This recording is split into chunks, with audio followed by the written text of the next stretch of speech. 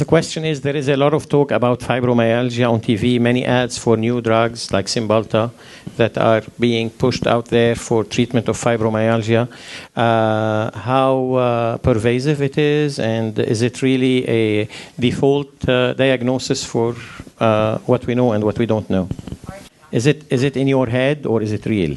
I guess. The doctor not sure what it is, so he just Okay. calls it. And the answer to the question shortly is yes, to all of the above. So basically, first of all, it is a real pain. It's not a joke. Patient who suffer from real fibromyalgia can describe to you specific symptoms, specific reporting of sensations in areas. It has different phenotype, different distribution on the body from one patient to the next, but it is a real pain.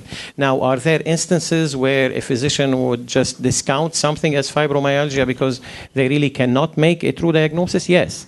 And the practice is replete with those with those tendencies. It's not out of ill intention, but they don't know better. And we really don't understand enough about fibromyalgia to pinpoint in every single time a case of fibromyalgia when we see one. It's a diagnosis by exclusion. They have to go through all sorts of studies and tests to make sure that it's nothing else.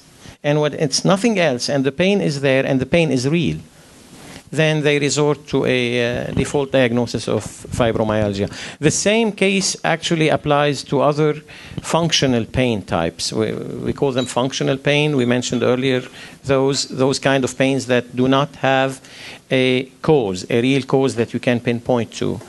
Unfortunately, patients who suffer from these pains tend to be at the receiving end of ignorance in general, people in the practice who do not know really what to do, and at a lengthy process of making sure that nothing else is wrong with the body. And then it gets to the point, well, it may be in your head. No, it's not in my head. If it's happening with many other people and it's the same thing, then it must be real. But it presents itself with different phenotypes. So that's something we were talking about on the air early on, that the need for the field today, for the field of pain in general, is to start moving away a little bit from so much a treatment-focused approach. I mean, we have the pain and we focus a lot on the treatment. And this is driven a lot by the market. The market need to address its interests. But there is, I think, steps that we can do early on to prevent. And the Europeans are moving in that direction. Since we don't like that much to go far east, we can quote the Westerners. So they call it the 3 Ps. Okay, the 3 Ps, it's predictive, preventive, and personalized medicine.